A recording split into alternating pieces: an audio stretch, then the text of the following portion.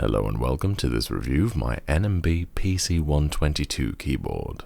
At least, I think it is a PC122, I'm not sure, because it's a rather shy guy. The rear of the keyboard says virtually nothing about itself, just a serial number and that it was made in Thailand.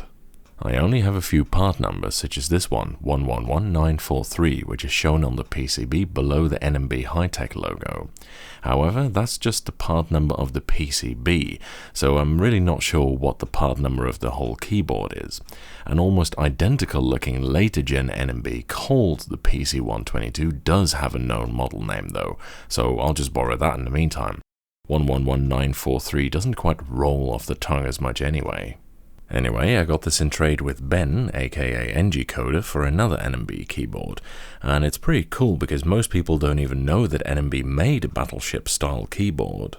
For those who are wondering, the Battleship is the nickname of an enormous keyboard IBM made in the mid-80s.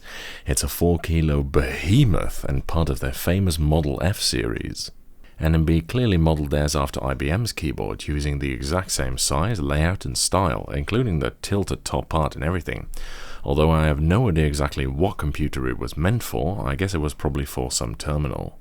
It does work rather weird though, and thankfully Ben made a converter for me because a lot of things about this keyboard function very differently from a PC keyboard.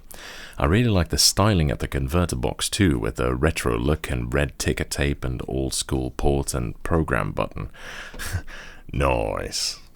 The actual workings of the keyboard are something I've never seen before though. First of all, it doesn't run on 5 volts like basically every other keyboard ever made, but 9 volts, or more specifically, it does run on 5 volts, but Ben had to make it run on 9 volts because there's a voltage regulator inside that has a substantial power dropout.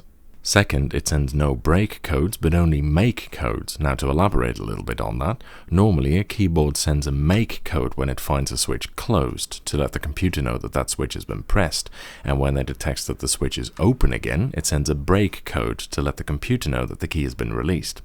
Using this keyboard testing utility, you can see this happening, with red meaning a key is registering as pressed at the moment, and green meaning it's been released. The NMB doesn't do that, it only sends make code, so it was probably used with a relatively simple text-based terminal, where combinations of letters were not necessary. As a result, Ben had to manually make the controller send a break code after a short delay, or the computer would detect every key you press as permanently held down. But with this workaround, you can see that the keys only really flicker on for just a fraction of a second. The only exceptions to this are the modifier keys and the enter key, which obviously were used in combination with the other keys. These do send make and break codes as usual. This strange procedure has several consequences. First of all, there is no built-in typematic function, i.e. it doesn't have the built-in auto-repeat function most keyboards have when you keep a key pressed for a while, although Ben did code something into the converter to restore this feature. And second, I guess it technically has zero-key rollover, which is really weird because as you can see, the keyboard matrix is fully loaded with diodes, so it should theoretically be capable of full N-key rollover. The fact that you can't keep any of the alpha keys down also makes it possibly the worst gaming keyboard of all time. Most shooter games don't even act on an 8 millisecond WASD input. Now, NMB was well known at the time for producing very low-budget alternatives to existing boards.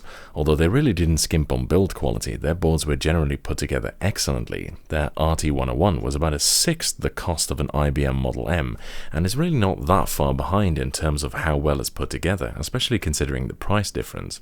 It was definitely a lot better than the Cherry G83,000, which felt like it was made out of cardboard, yet cost 3 times as much.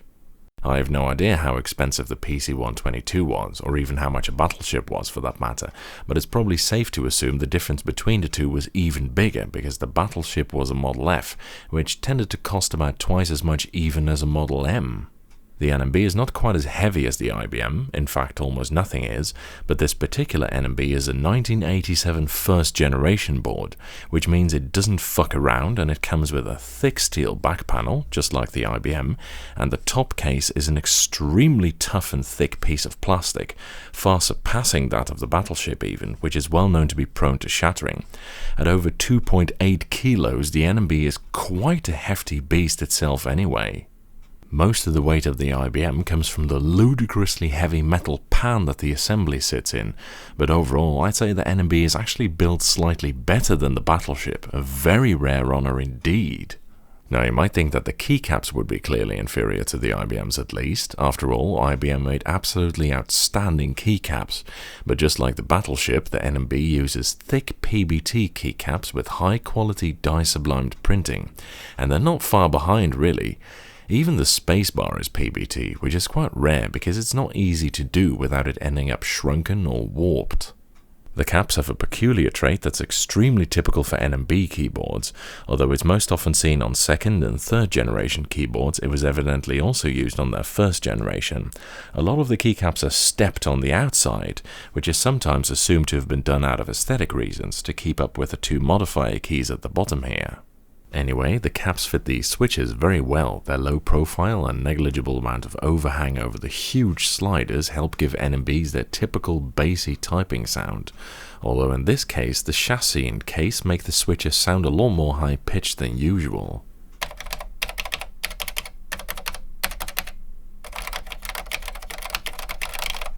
And that segues us nicely into the switches department, which are of course NMB Hi-Tek Series 725 switches, more commonly known as Space Invaders or Fury Bear.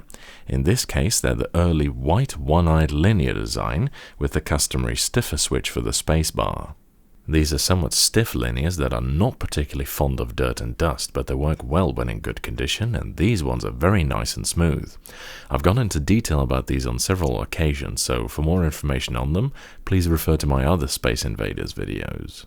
Overall, it's a very quirky board, and the zero-key rollover makes it a bit niche, as you can basically not game on it at all, so I had to make frequent use of my backup keyboard during the testing period, but it's definitely a very cool specimen, and good to type on. Its outstanding build quality and keycaps and mastodontic size definitely give this oldie quite a commanding presence as well. That's it for this review. Thank you for watching, I hope you enjoyed it, and following is a typing demonstration of me typing on this keyboard.